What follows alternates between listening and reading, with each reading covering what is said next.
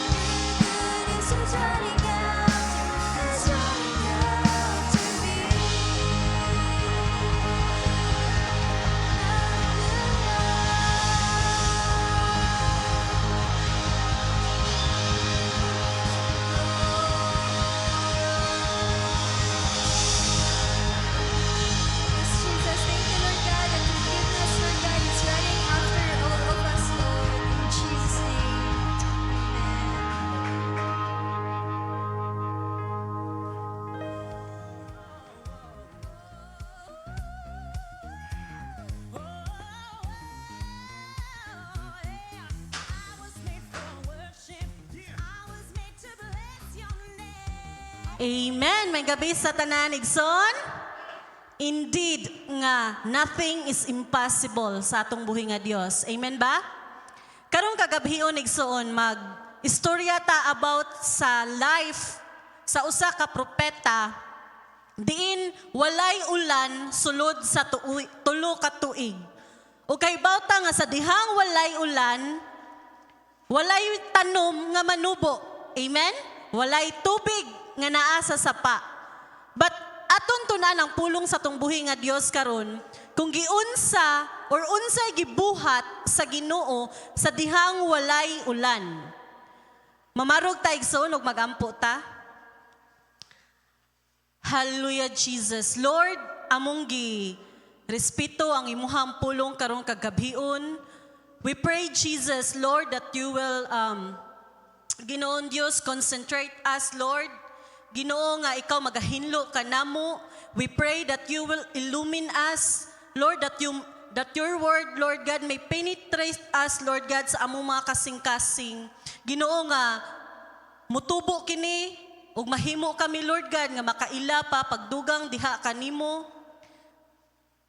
Help us, Holy Spirit, Lord, to open our spiritual ears and eyes.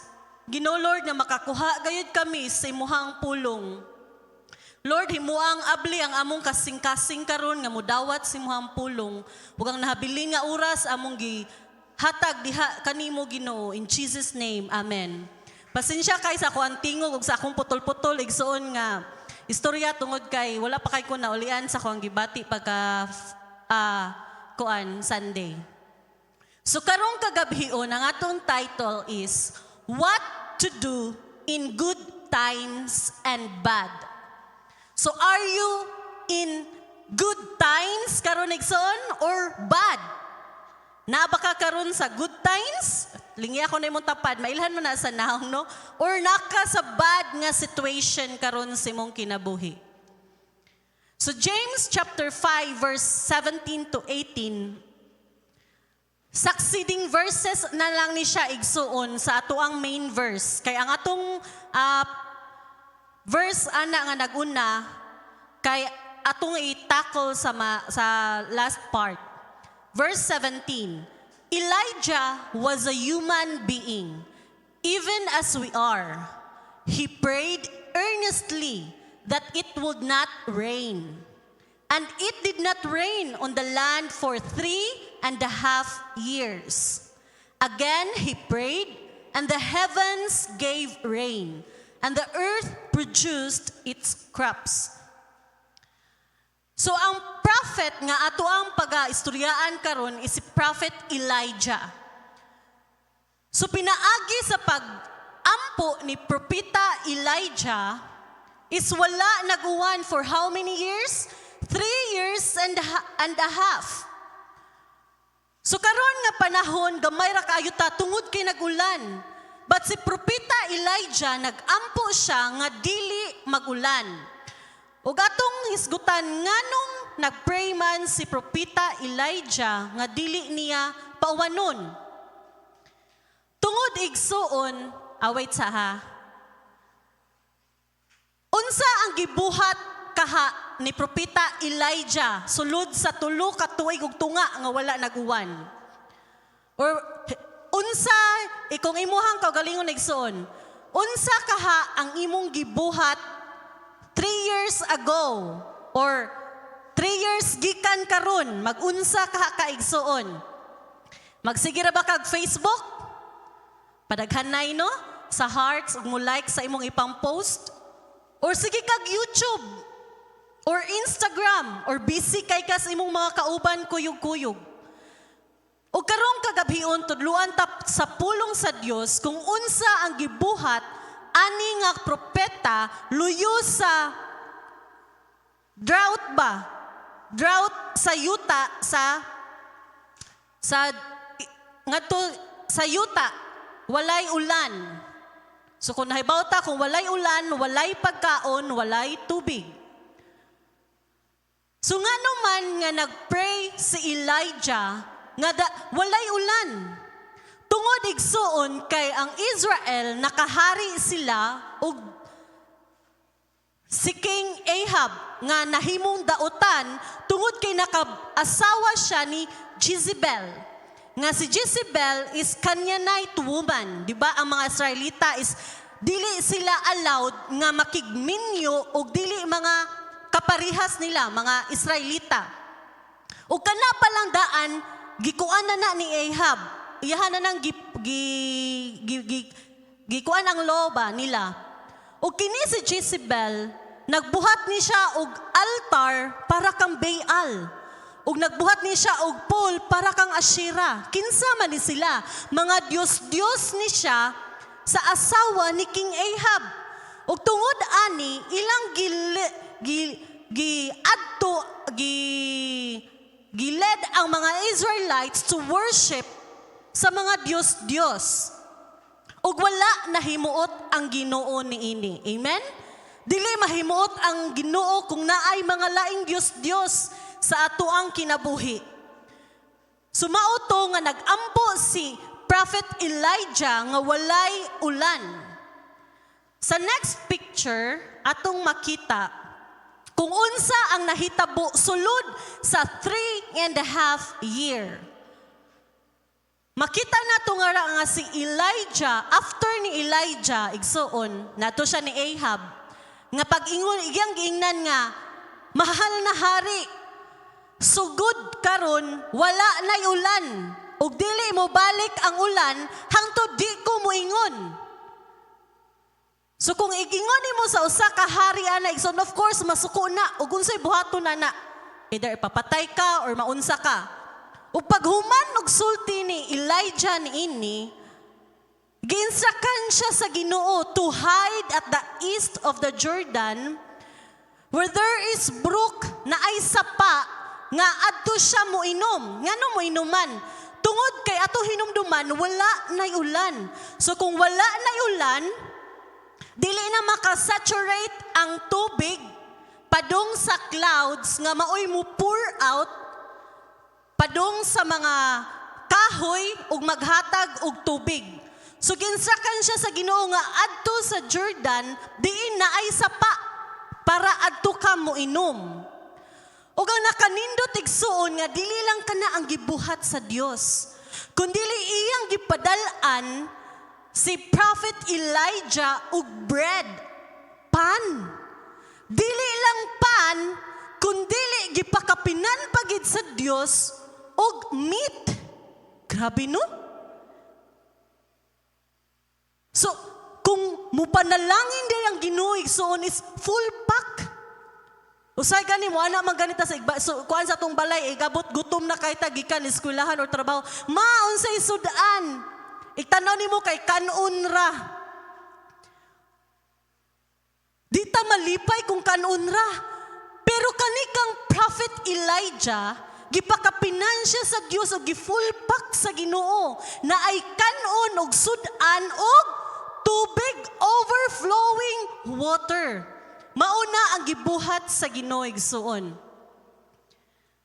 Nga iyang gigamit ang langgam, ang ravens, ang uwak to feed Prophet Elijah. Dili lang ni siya usa ka adlaw, but sulod ni siya sa pila ka tuig. Not just one day nga pakanon niya, but 2 times a day ang uwak maglupad-lupad, magdala og pagkaon nga pan og meat ngadto kang Elijah. So makita nato nga ingon ani kagamhanan ang Dios ni Elijah nga mag-provide sa tanan niya nga gikinahanglan. So ang question is,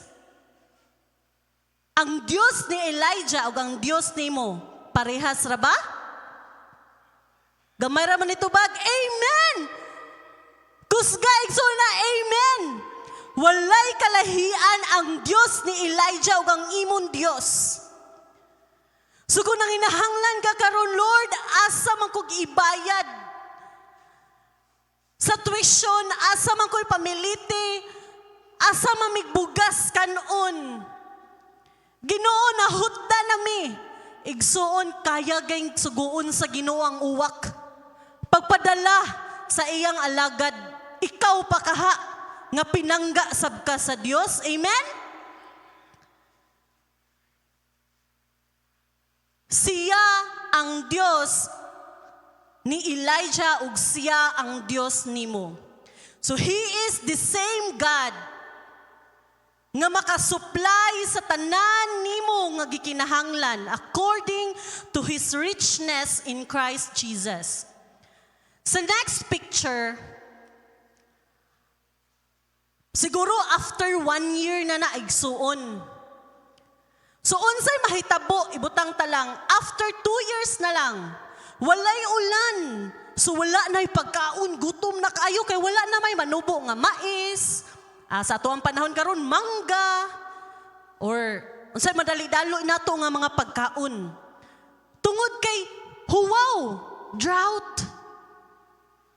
Ug ang nahitabo, kay gi-instruction si Prophet Elijah, nga adto sa dapit sa Zarephath, kay nahubas na ang sapa, wala na siya'y mainom. Ug dito sa dapit, na meet niya ang widow. Ang widow, wala na ba nga mga babay, ug naa siya'y usa ka anak. Ug ang kaninga babay, kaninga widow, gutom na kay sila igsuon. Kay ngano wala naman sila'y makaon. Ug mauna lang ni ang nahabilin sulod sa ilang panimalay, ang gamay nga flour ug oil. Unya, pag adto ni Prophet Elijah, iyang giingnan ang babay pagkatagbo niya. Kanang nay or ma'am, lutuig ko og pagkaon. Kung ikaw kahaig suon, sud sa pandemic, pila ka tuig? Ang pandemic nga nakuanta, isikyo. Pila ka tuig ganito? 1? 2? 2 years? Nya wala na'y pagkaon. Nya ang kana nga pagkaon na habilin nimo gamay na lang kay tanan, igo na lang gid sa imong pamilya. Tungod kay wala na'y supply nga mga pagkaon sa market.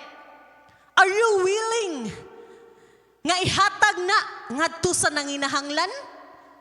Or moana ka, igo ra ni namo.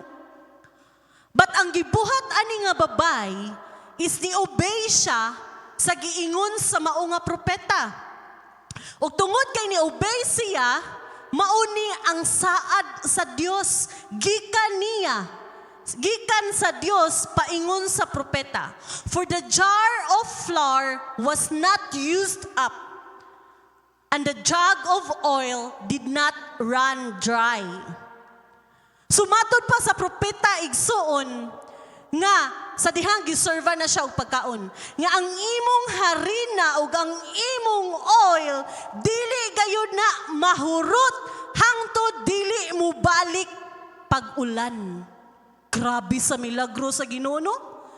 Imagine na to nga wala na sila'y pagkaon pero tungod kay ni-obey ang maong widow, unsay nahitabo, ang iyang pagkaon way hubas-hubas igsuon. So ingon ana mo panalangin ang Dios sa dihang mo-obey ka sa iyahang pulong. Mo-sustain gayud siya nimo igsuon. Di jud ka pasagdan sa Ginoo. Mo-provide gayud siya nimo. Abi nimo gugma, wala kay makaon pero naa di ay. Pakapinan pag snack sa Ginoo. Amen? Ingana nga tumbuhi nga Dios, di siya magtihik-tihik pag panalangin nimo. Why? Kung sa dihang naatay obedience sa pulong sa Dios. Sa next picture, di ba naatoy anak ang usa ka widow nga lalaki. O kini nga time, si Prophet Elijah is nagpuyo siya sa upper room sa mao nga widow. Ug naabot ang panahon nga nasakit ang anak sa widow ug namatay.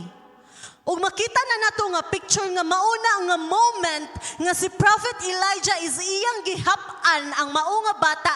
How many times? How many times? Ayo, 3 times.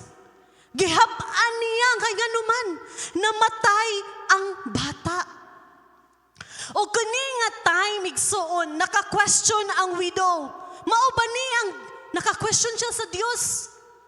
Sa Dios ni Elijah. O gani si Elijah nag-question siya, Lord, nganong gitugutan nimo nga mamatay ang bata?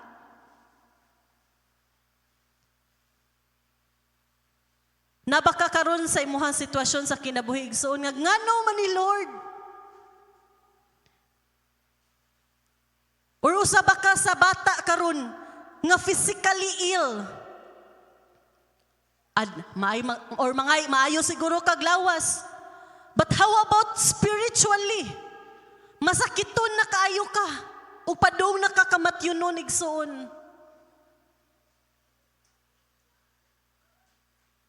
Ug ang gibuhat ni Prophet Elijah, nagpray earnestly siya sa Dios nga buhion pagbalik ang mao nga bata.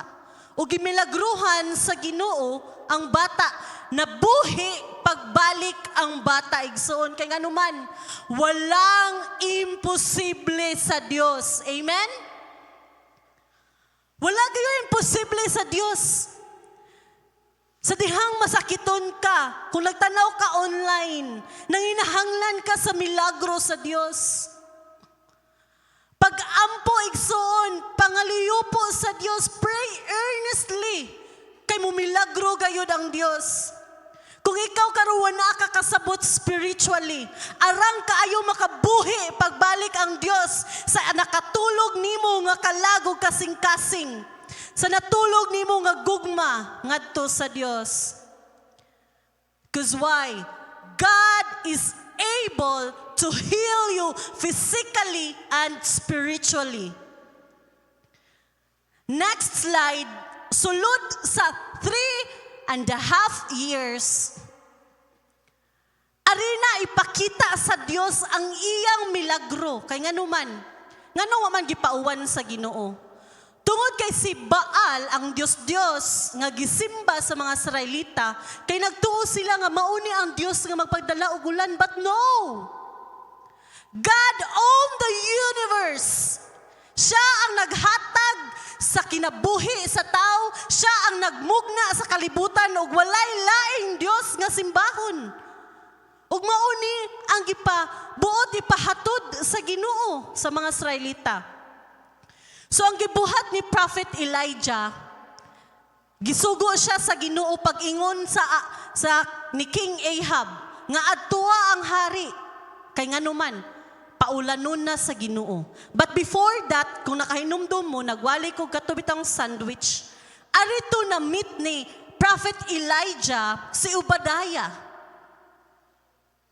Ug ang instruction ni Elijah nga paadtua ang tanan igsoon ha, nga mga Israelita sa Mount Carmel. Why? Para ipakita ni Elijah kung kinsa ang tinuod nga Dios. Ug iyang gina ng hari, tiguma tanan imong kanang mga propeta, imong mga alagad. Ug atong tan-awon kung kinsa ang tinuod nga Dios nga maoy mukuha sa mao nga halad pinaagi sa kalayo gikaon ang halad ni Elijah. Ug tuod man igsuon nangadto silang tanan sa Mount Carmel. Ug ang ingon ni Elijah nga if the Lord is God, follow Him.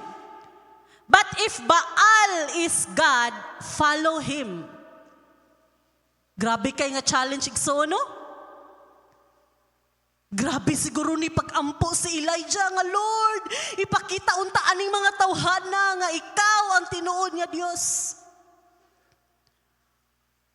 O naabot ba ka sa imuhang punto sa imong kinabuhi karon, Lord, ipakita nako Lord nga mabuhi unta pagbalik ang akong pagtuo kay murag nagduha-duha nako. Napakaana nga punto karon igsoon. Ug atong makita nga ri kung giunsa pagpray ni Prophet Elijah. 1 King chapter 18, 36 to 37. Lord, the God of Abraham, Isaac, and Israel, let it be known today that you are God in Israel and that I am your servant and have done all these things at your command. Answer me. Kunata sa pagampo igsoon, Ginoo, tubagain taon ko. Dili na dautan igsoon, kay ingon ani nagampo si Prophet Elijah. Answer me, Lord, answer me. So these people will know that you, Lord, are God, and that you are turning their hearts back again. So tungod kay sa pag-ampo ni Prophet Elijah, earnestly, gipakita sa Dios nga siya ang tinuod, buhi nga Dios nga nakakita ug nakadungog. Sumala sa atong giawit ganina. Unsa to? Sa kanta? Nga walang imposible sa Dios. Kayang-kaya niyang gawin lahat. No? Bisag unsa kahirap sa imong kinabuhi, kayang-kaya sa Dios. Why? Because nakakita o nakadungog ang Dios sa sitwasyon sa imong kinabuhi. Nga Lord, tagai kog milagro kay di na nako kaya. Ug unsay gibuhat sa Ginoo igsoon sa Mount Carmel sa halad ni Prophet Elijah? Nga bisan ang kadtong mga propeta ni Baal o ni King Ahab, ilan ang gisamad-samaran ang ilahang lawas.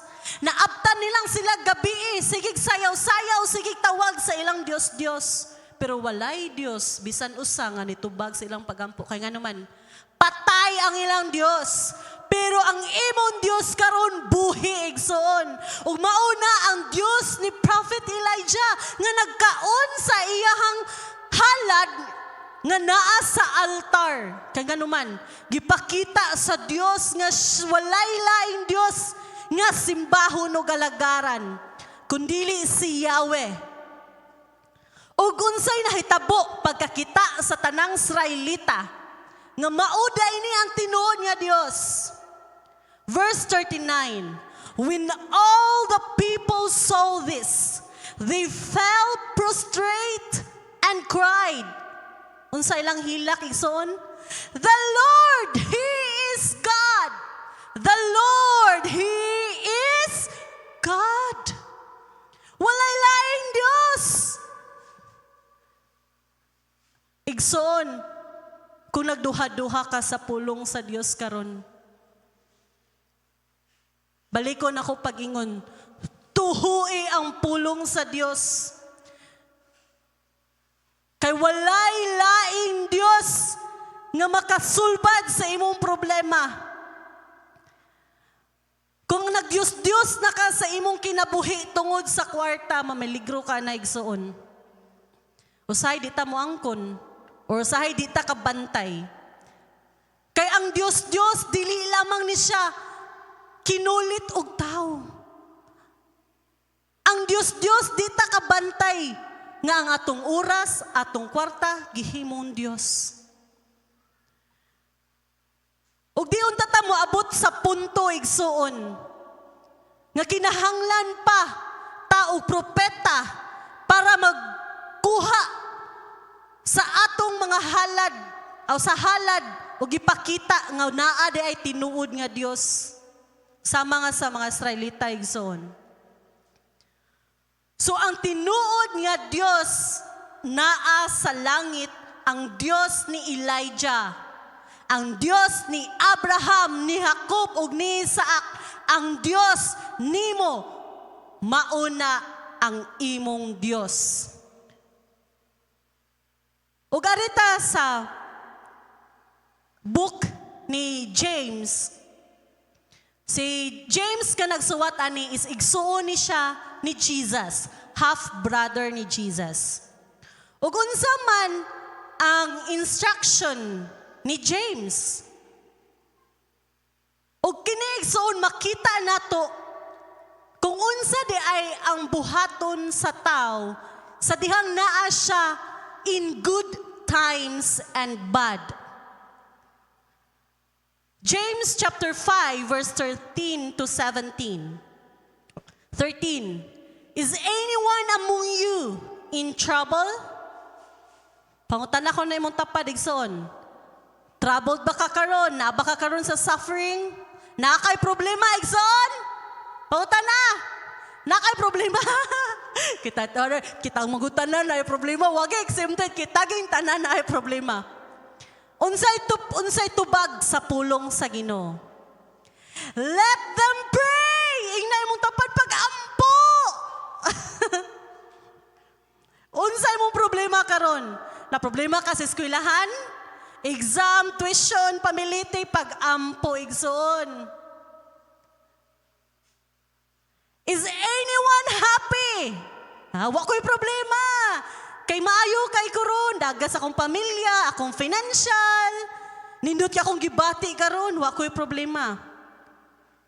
Atong patubago ng pulong sa Ginoo. Unsa may buhaton ko way problema? If you're in good times, let them sing songs of praise. Dahil ka ang Diyos igsuon. Kasi panahon nga problema, nakay problema, tanawa, di ba? Lisod ka ni mong magdahig sa Ginoo. Amen ba? Magsigira ka gampo.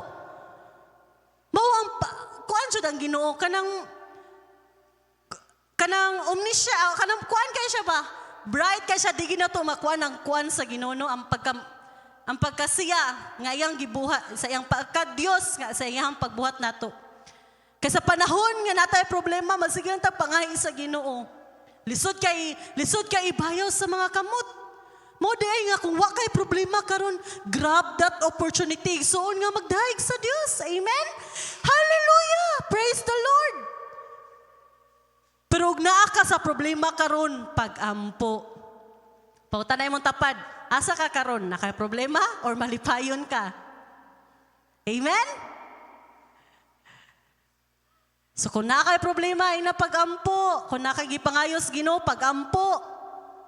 Kung nakagipangayos Ginoo, pag-ampo. Kaya gay niya gisugo ang uwak, pagpakaon, pag-supply ni Elijah, kaya gayon gani niyang paghatag og pagkaon nga to sa byuda nga way hurot-hurot. Ikaw pa ka nga pinangga sa Dios, ikaw pa ka nga gipakamatyan ni Jesus nga to sa krus. Amen. Verse 14, is anyone among you sick? Na bakay balatian karon igsoon.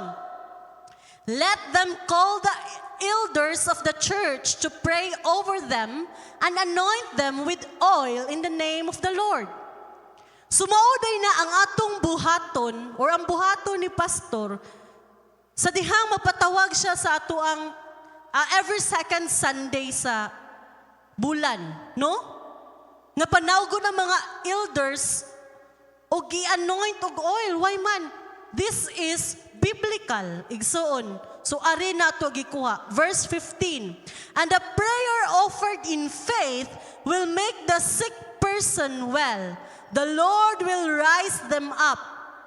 If they have sinned, they will be forgiven. Therefore, confess your sins to each other and pray for each other so that you may be healed. Usahay mo na igsuon nga. Naay mga sitwasyon nga kung masakit ta, nya way ayo-ayo, pangutanon ginatotong kagalingon, Lord, nakasa ba ko nimo or na ako'y wala na confess nga sala diha nimo. Kay way man igsuon, ang sala is usa ni siya nga makapababag nga dili ka maayo. So the prayer of a righteous person is powerful and effective. Nganong righteous man igsoon? Ang pag-ampo sa tawong matarong kay ngano man, unsa man? Dakog kahimuan. Bali Balik ko na to, ang pag-ampo sa tawong matarong dakog kahimuan. The prayer of a righteous person is powerful and effective. Why? Because God is righteous. Ngano mo, kumuingon tag righteous, so naani siya pure heart. Naani siya kinabuhi nga nagsubay sa kabubuton sa Dios. Mabitaw ni Ari si Jesus, iyang gihatag ang iyang kinabuhi nga to sa cross. Why? Because we are not righteous. We are sinful. Ug tungod sa Dios ni Jesus nga to sa dugo nga iyang gipaula sa cross, kanang tanan nato nga pagka-unrighteousness igsoon according to Romans 3 verse 5, 3 to 4, is gihimo na tang matarong sa Dios.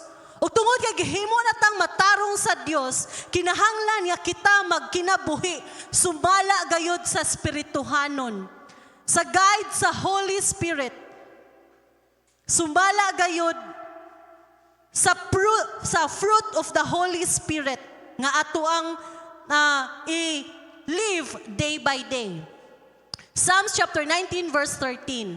You are righteous, Lord, and your laws are right. Sumaoday igsoon nga ang pag-ampo sa tawong matarong dako kahimuan kay why?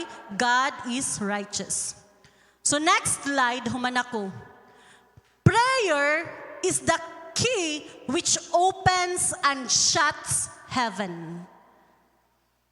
Ang pag-ampo igsoon kay Yahweh ni siya nga makapaabli ug makapasirado sa langit. Asa man ka anak? Ang imong pag-ampo is imo bang gisigig ang langit is imo bang gisigig sira? Or nag-ampo ka para maabli ang langit? Ug invite among tanan sa atong prayer meeting. Amen? Importante kaayos tanan ang pag-ampo igsoon. Nganuman, kay kundi ka mahimong mainampuon, dili ka kaingon og taste and see that the Lord is good. Amen? Di jud ka katilaw o kakita sa panalangin sa Dios sa dihang di ka magampo. Why?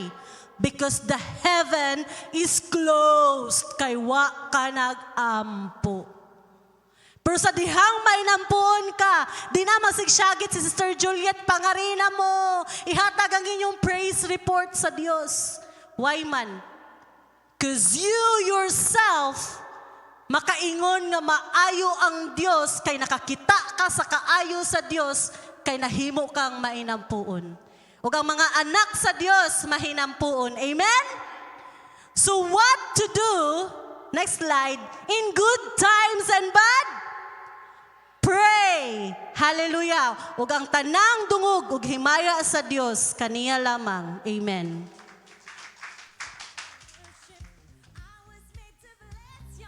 Praise the Lord. Grabe. Another reminder na pod mga igsoon, nindot kay ang pulong sa Ginoo. Kinahanglan pray jud ta sa kanunay. Ug anhita sa tuang praise report mga igsoon.